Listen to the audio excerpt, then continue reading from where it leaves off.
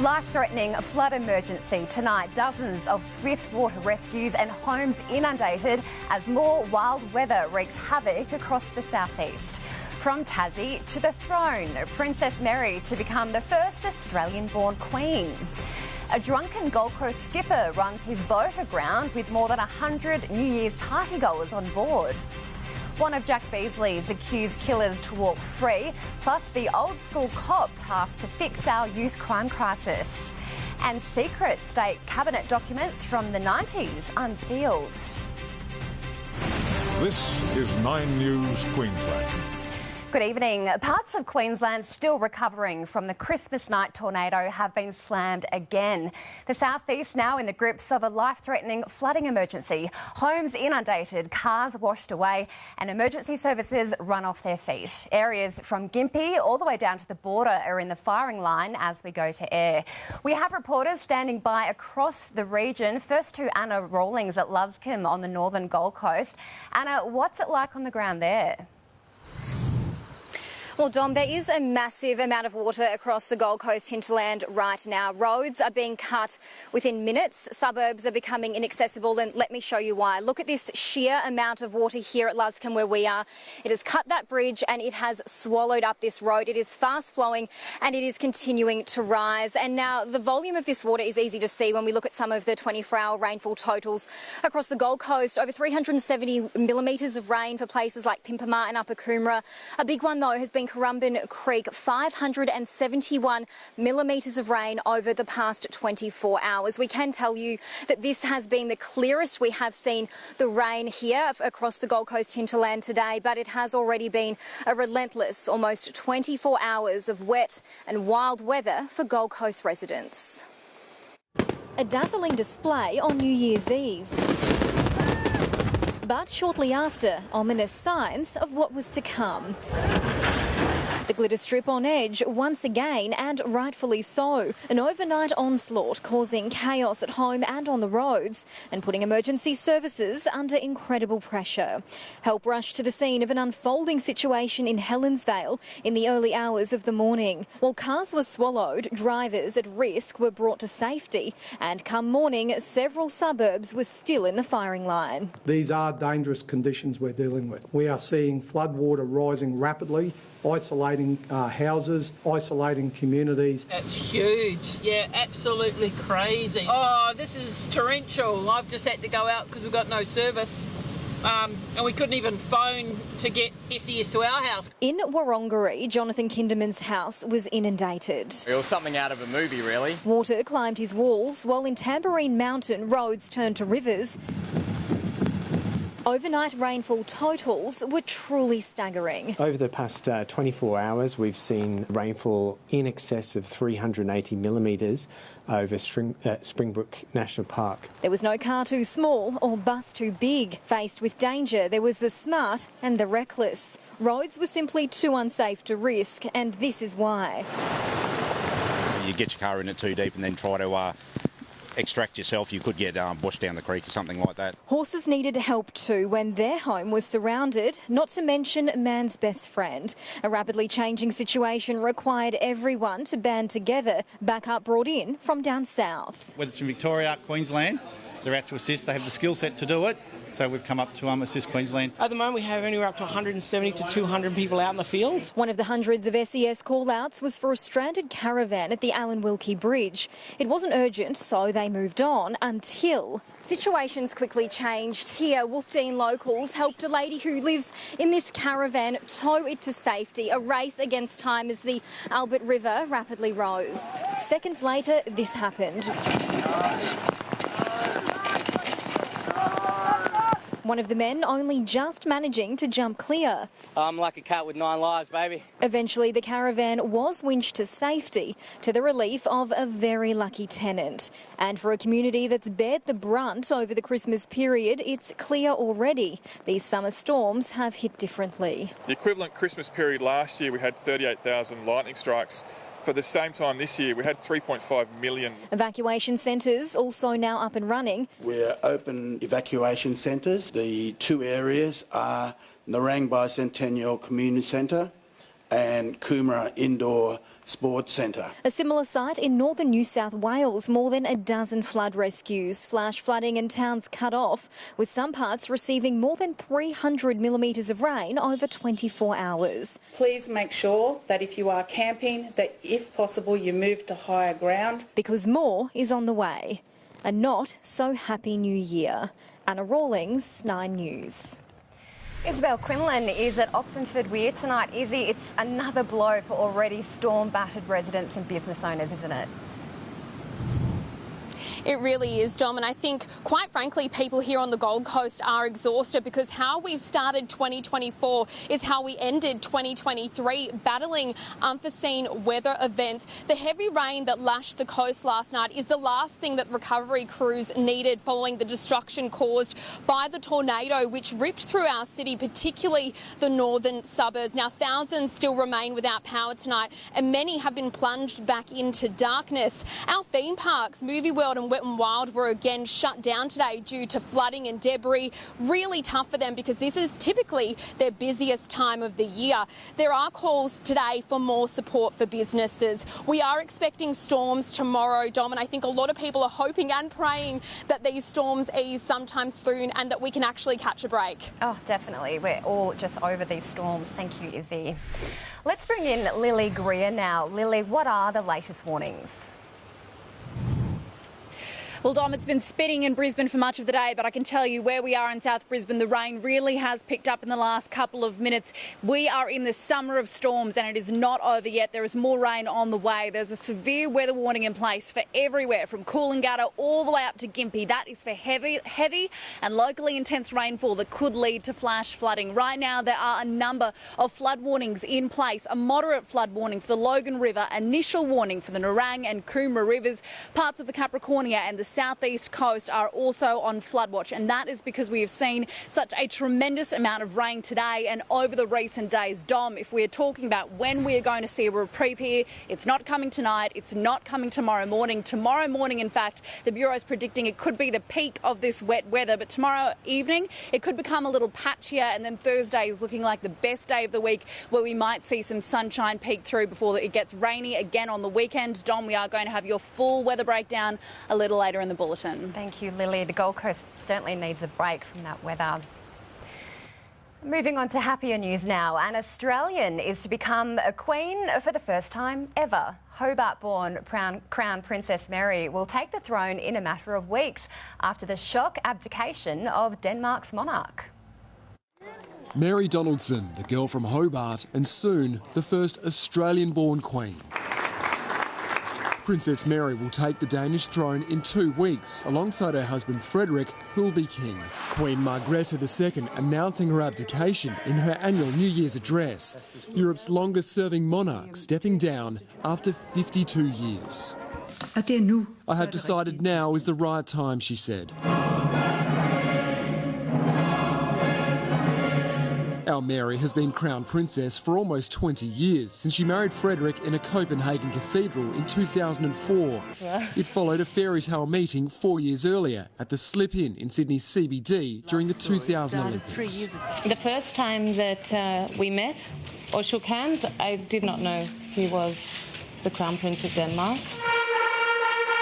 She's raised 4 children in Denmark and become fluent in Danish. Mere dansk end australsk. Som du selv sagde, det har været en rejse. Their marriage has come under public scrutiny more recently, with rumours of an affair, but no comment from the royals. While it's against Danish protocol to abdicate, Margrethe is known to have been suffering since undergoing back surgery last year. Gud bevarer Danmark. Time wears on and the ailments multiply, she said in her address. One can no longer cope the same as one did before.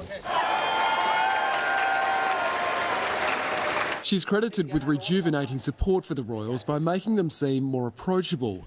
She's known to be a fun-loving chain smoker who likes to do her own grocery shopping.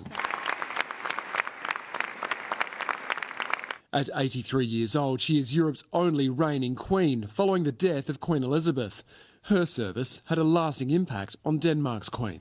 That really made an enormous impression on me. The fact that she was dedicating her life. It's what it's all about. The scaled-back Scandi model of monarchy looked upon favourably by King Charles since he took the throne. In 2022, she stripped 4 of her 8 grandchildren of their royal titles to allow them to live more normal lives. Back home, we couldn't be more proud.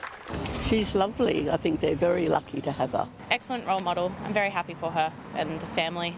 The magnitude of it all not lost on Mary, even when she was newly engaged. Has it sunk in yet that you will be the next Queen of Denmark? Not completely, no. As I've said a few times today is the first day that I really begin in this role, and how I move into that role will evolve. That time has now come, and she'll have the support of not one, but 2 nations. In Copenhagen, Edward Godfrey, 9 News. 9's Europe correspondent Edward Godfrey is in Copenhagen for us tonight. Very exciting news, Edward. Will there be a coronation ceremony? Well, Dom, unlike the British royals, there'll be no formal coronation ceremony. Frederick's succession will simply be announced here at the Amalienborg Palace here in Copenhagen in 2 weeks' time. It will be a big affair, though. The Danish royal family is now one of the most popular in the world and has 80% support among the Danes. And while Frederick and Mary have had a long time to prepare for what's coming, Dom, they certainly have some big shoes to fill. Yes, thank you, Edward. We do love our Mary. Crowd numbers turned out lower than expected across the southeast overnight to ring in the new year. Police have praised the Queensland public for being on their best behaviour as they said goodbye to 2023. Packing out Brisbane's bridges, crowding riversides, and lining Kangaroo Point's cliff tops. An estimated 60,000 revellers descending on Brisbane City for its biggest ever New Year's Eve displays, sending off 2023 with 30% more fireworks than ever before, with over 80,000 effects. It was like crazy and I love going crazy. It wasn't the crowd of 100,000 police had planned for. Weeks of wet weather blamed for keeping some at home. The unpredictability certainly had an impact on numbers. We're going to watch the fireworks from home, I think, just with a cup of tea. Many still refusing to let the threat of a storm rain on their parade. We've travelled all the way from Ipswich, so we're happy to just a bit of rain. Get through the storm. Booked out venues hosted luxury parties into the early hours of 2024. Live DJ's on now, place is pumping, couldn't be happier. Police overall pleased with crowd behaviour. They were very well behaved. We had 7 arrests and a number of other move-ons, which is a very low number. Very few arrests on the Gold Coast too. At Gold Coast University Hospital, Indiana became one of the first babies born this year, delivered by mum Georgie right on midnight. There was another lady getting ready to push, so I was like determined. Other Queenslanders just determined to stick to their New Year's resolutions. Saving money and travelling the world. Maybe get a lot fitter than I am now. Possibly retire. Claire Todd-Hunter, 9 News. One of the accused killers of teenager Jack Beasley has been granted parole to be released in 2 weeks' time. Tonight, Jack's parents are demanding answers as the state moves to take a no-nonsense approach towards the youth crime crisis. Jack Beasley, the victim of a vicious and cowardly stabbing on the Gold Coast in December of 2019. At 17, Jack was robbed of having his first beer at the pub with his old man. His mother will never see her son marry. It's absolutely devastating. It's rocked us again. While Jack's parents, Brett and Belinda, were handed life sentences, Jack's killers weren't. One boy, who was 15 at the time, was sentenced to just 10 years in prison after pleading guilty to murder. The other 7 years for manslaughter.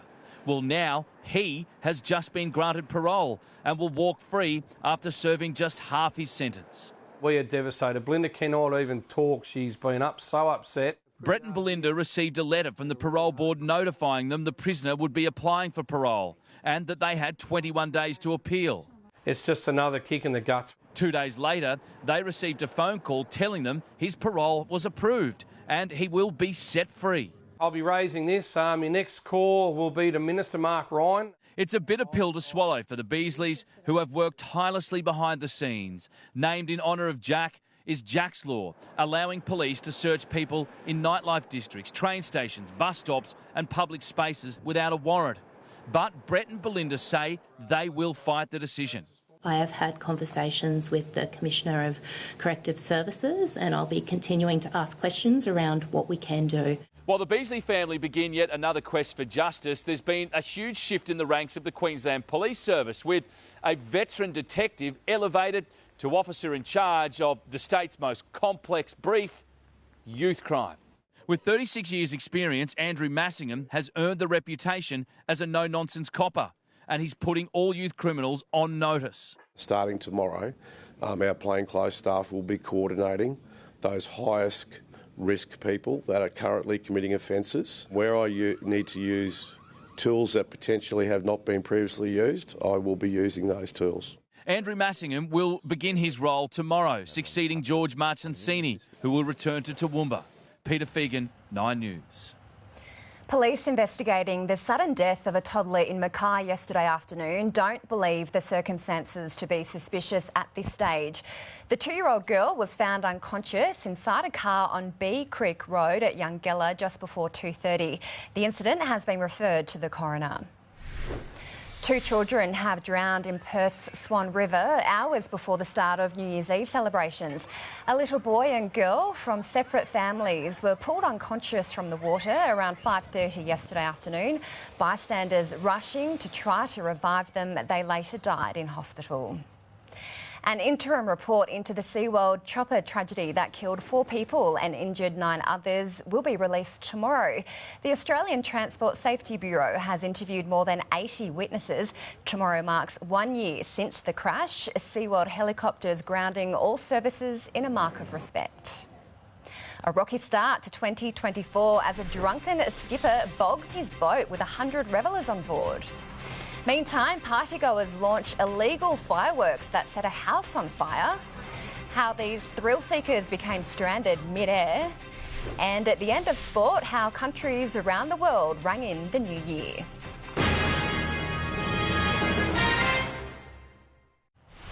Celebrations got slightly out of hand for one Gold Coast skipper on New Year's Eve, running a boat with over 100 paying partygoers on board into the sand, leaving them stranded. Bringing in 2024. But it wasn't all smooth sailing on the Gold Coast Broadwater.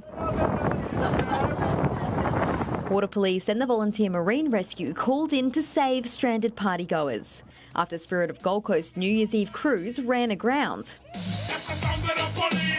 Yeah, it was just before midnight, so those on board got to see a free fireworks display that they probably wouldn't have otherwise seen. Not the finale to the $159 cruise passengers were expecting. Police attended, breath tested the skipper and charged that skipper with drink driving, leaving the plans for the guests to get home with the authorities. The Australian Marine Safety Authority has suspended the skipper's certificate of competency while they investigate the incident and say further action could be taken.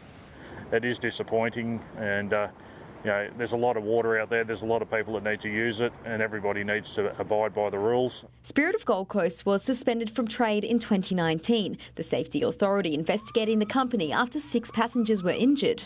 Oh my God! Oh my God! The company has temporarily stood down the 29-year-old employee from all duties, saying he had been fantastic and this was out of character. Thankfully, no one was injured. Spirits for revellers staying high and dry heading into the new year. Gracie Richter, 9 News. A heroic neighbour has pulled a disabled woman from a midnight inferno caused by illegal fireworks on Victoria's Mornington Peninsula. The 57-year-old woman was sleeping in her bedroom when fireworks smashed through her window, setting the room alight. Passerby John Croft heard the woman's screams and pulled the woman in a wheelchair out of the house. She was taken to hospital with burns to her arms. Thrill seekers were left stranded mid-air after a ride broke down in London's Hyde Park. Winter Wonderland's organisers say a power outage was to blame. Everyone on the ride was rescued. State secrets exposed. Historic cabinet documents to be made public from tonight, shining a light on the never-before-seen inner workings of our government in the early 90s. 9 News investigates the findings and breaks down how key decisions were made in a special report coming up. Next, federal documents also unsealed. We sit down with former Prime Minister John Howard 20 years on from the war in Iraq. Police officers' dire warning to certain Queensland drivers, a very Australian campsite brawl, and tributes tonight for the journalist who broke some of the biggest stories of a generation. 9 News, brought to you by Stan.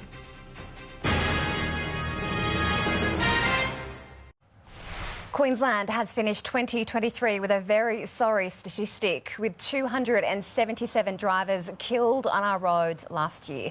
That's 20 fewer lives lost than the previous year, but police say that number is nothing to brag about, pleading with motorbike riders in particular to take extra care.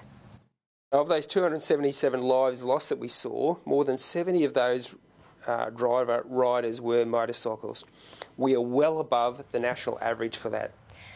Police are right now in the midst of Operation Mistletoe, a crackdown on bad drivers that will continue until school returns. Officers so far charging a whopping 620 road rule breakers. A trove of previously unseen documents have today been unsealed, revealing the moment John Howard's cabinet committed Australia to the war in Iraq. But key advice behind the decision is missing from the papers, and it's still unclear if it will ever be made public. The moment Australia entered a new war in the Gulf. Forces have commenced combat. The coalition of the willing, led by the US, invaded Iraq on the 19th of March 2003, citing Saddam Hussein's supposed failure to give up weapons of mass destruction. The principal reason was our concern that having weapons of mass destruction, he might give them to a rogue terrorist organisation, and there could be a repeat of 9/11. Newly unsealed documents reveal the day John Howard's cabinet signed off on military action, noting extensive discussions concerning the disarmament of Iraq's weapons of mass destruction. Even before boots were on the ground, swathes of the public voted with their feet. No war! No war! Within weeks of the invasion, Saddam's regime fell, but despite an extensive search, no weapons of mass destruction were ever found. While John Howard defends taking Australia to war, documents that might better explain the decision continue to be kept secret. The handling of the records now the subject of an inquiry by the Albanese government. This issue was debated uphill and down dale in the National Security Committee. What exactly was debated? The validity of being involved. The issue has been buried, and the government's decision-making, the reasons behind its decisions, haven't been revealed and maybe never will be revealed. What is revealed in the cabinet papers, stronger military bonds were followed by tighter economic ties with the US. Negotiations on a free trade deal began, but John Howard says it was no quid pro quo. The idea that I said to George Bush, well, we send troops, will you give us a trade, was ridiculous. Eliza Edwards, 9 News. Eurostar services are up and running again after flooding in a tunnel underneath the River Thames ruined thousands of travellers' New Year's plans. Services to London, Paris, Brussels and Amsterdam have resumed, but passengers are being warned there will be delays. Campers on the New South Wales south coast have been given a fright after stumbling upon 2 kangaroos with a bone to pick. They squared off just metres from cabins at Pambala Beach, at one point wrestling within touching distance of the holidaymaker who took the video. It's unknown how the roos resolved their dispute. Breaking the biggest stories of a generation. The world farewells Australian journalist John Pilger. That special tribute next. Medicine price hike, how much your prescription is about to cost you. State secrets revealed, the never-before-seen cabinet documents made public. And why alternative milks may not be as healthy as you think.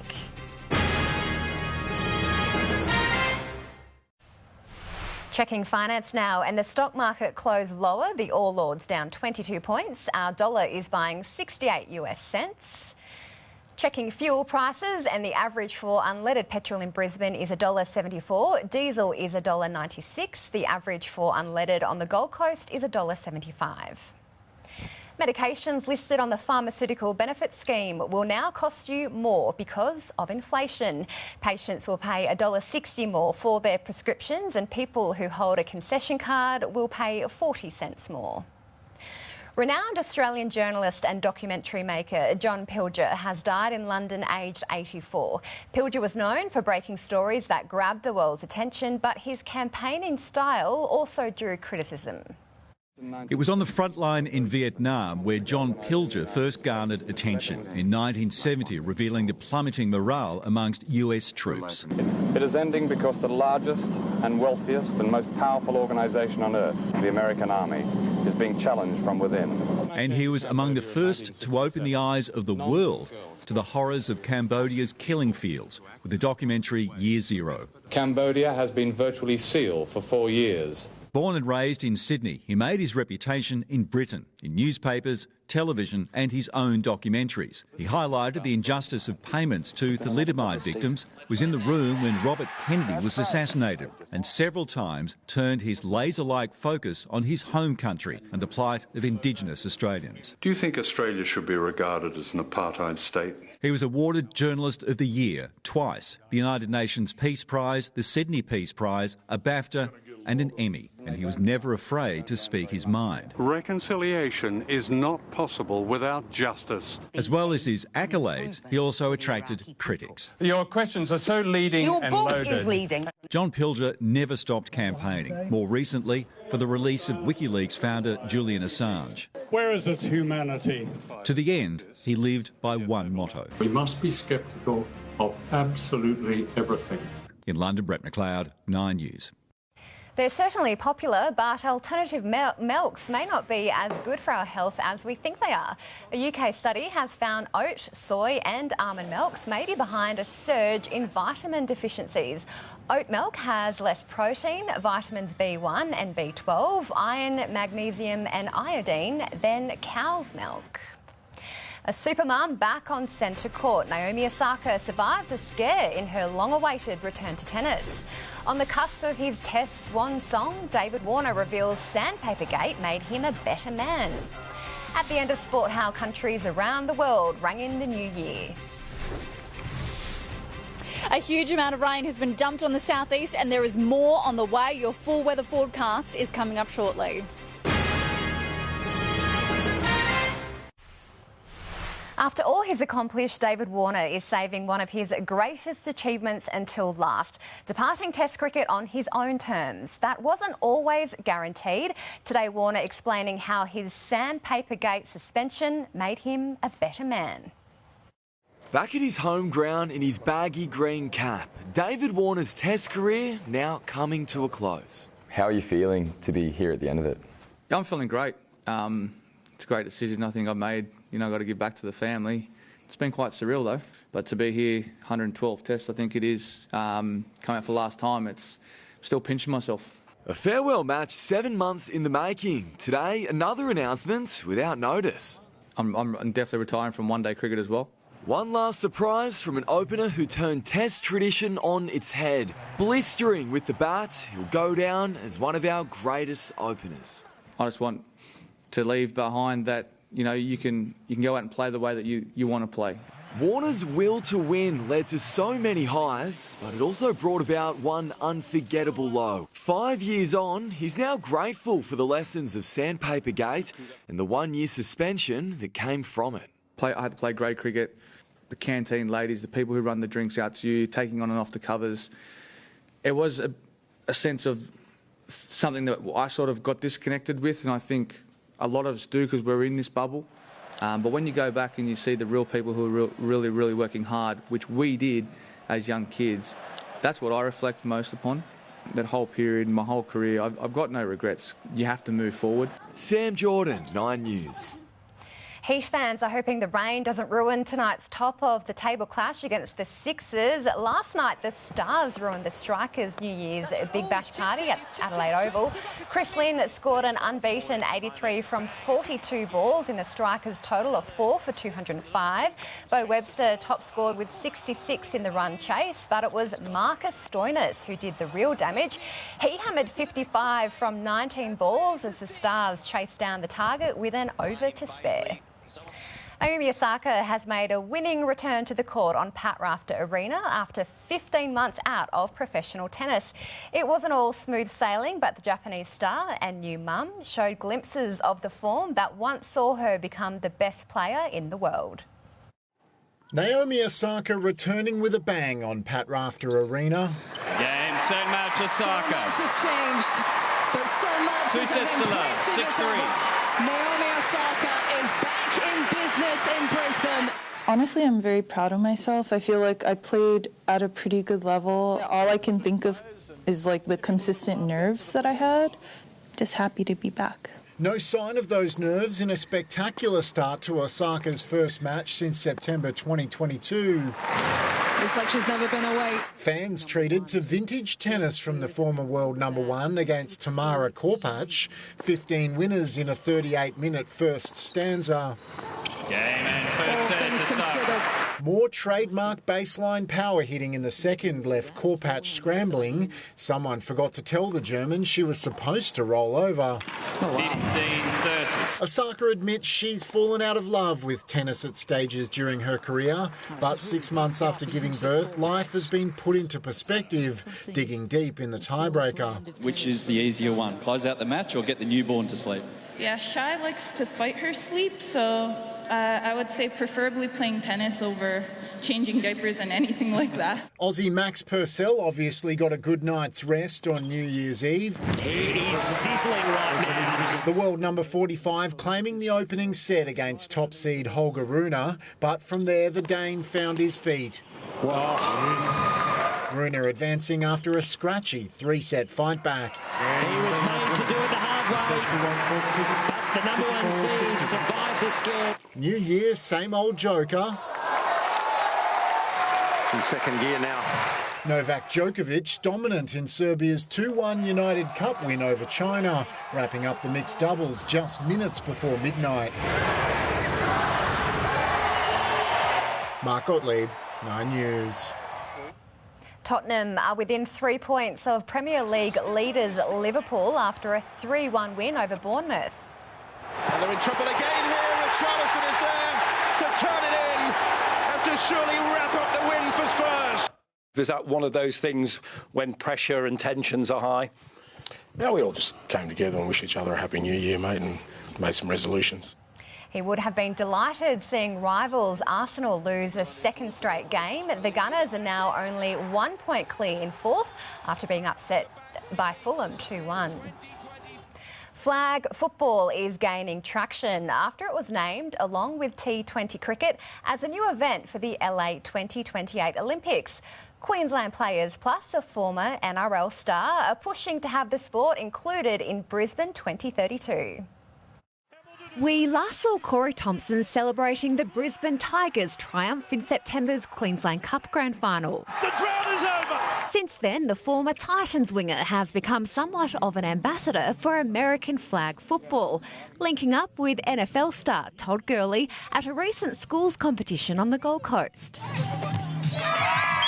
I think it's especially good for the athletes that, you know, maybe not up there with rugby league skills, but they're athletes nonetheless. Explain it to someone who's never seen it before.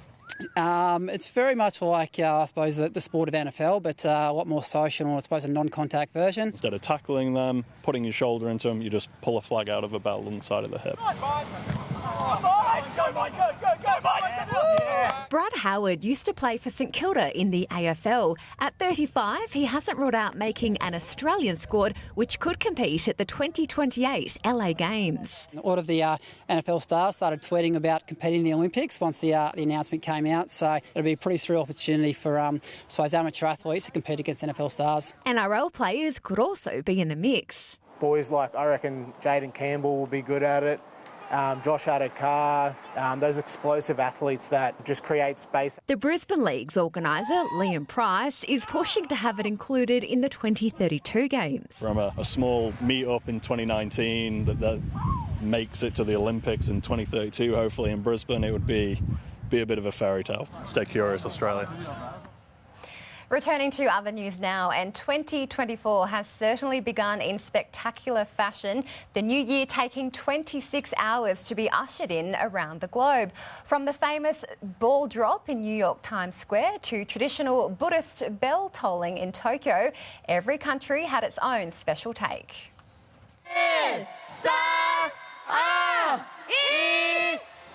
From the top of Taipei 101 to the world's tallest building, the Burj Khalifa. Around the world, they looked to the skyline to celebrate. Hong Kong's Victoria Harbour tried to rival Sydney with their biggest show to date. Big Ben ended London's midnight countdown, welcoming 2024 with a kaleidoscope of colour along the banks of the Thames. An explosion of fire and glitter as dancers performed in Beijing, while Tokyo had a more traditional countdown.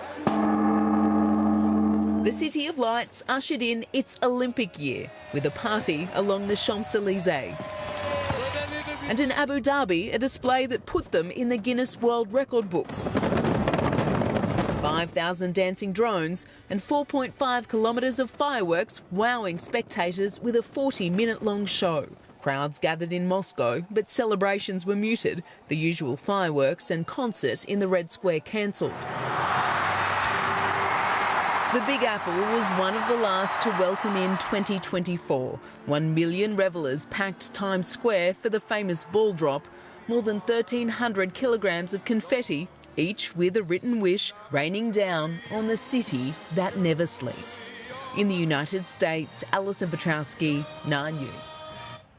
In just 3 minutes, historic cabinet documents made public tonight, shining a light on the never-before-seen inner workings of our government in the early 90s.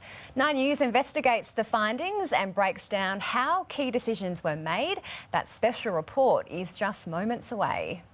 But first, Lily's back for a check on the weather. Lily, when can we expect some reprieve from these storms? Well, Dom, it's not coming soon enough. The rain really has picked up here in South Brisbane. Take a look at those dark clouds behind me. There is more rain coming through tonight and more rain forecast for tomorrow morning. We are not through this rain event just yet. A real reprieve should be coming for us on Thursday. That is when we could see some sun. Tonight, there are a number of flood warnings in place across Queensland. We're going to have all of those warnings as well as your weather wrap-up for the first week of 2024 a little later in the bulletin. Historic state cabinet documents can be made public tonight, shining a light on decisions made by the Queensland government 3 decades ago. Work is underway to reduce the period of secrecy, but it won't mean the release of 30 years of archives all at once. 1993, the year dinosaurs came to life on the big screen. Keating defied the odds with a shock re-election. This is the sweetest victory of all. And the Broncos secured a second straight premiership.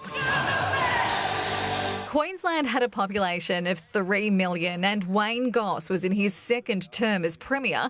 Cabinet minutes unlocked today for the first time after 30 years of protection, revealing how his government grappled with implications of the 1992 Mabo High Court ruling. Lots of mistruths and misunderstandings about what this legislation would actually mean. There was strong deliberation about how do you strike the balance on this. The lid now lifted on wide-ranging decision-making processes, including those surrounding the closure of a third of Queensland's railways, making 545 staff redundant, while there are some things that haven't changed. It's no surprise to see that 30 years ago, of course, there was a great deal of work that was happening with regards to the hospital system. The government has committed to changing the release date of cabinet documents to 30 days instead of 30 years, but that transition won't be enacted until sometime this year and won't be retrospective. Some of that's being find out by the various agencies that have to do that work. Post-2009 documents will be reduced to 20 years. In the meantime, the eventual 30-day buffer to allow for sensitive matters to be kept from public record. It's usually a very small amount, but it is around balancing the protection of personal information and the transparency of the records. The 93 minutes can be viewed online or at the Queensland State Archives in Runcorn from tomorrow. Claire Todd-Hunter, 9 News. Time now for your full weather forecast with Lily Greer. Lily, it's been a wet and wild few days and the southeast isn't out of the woods yet.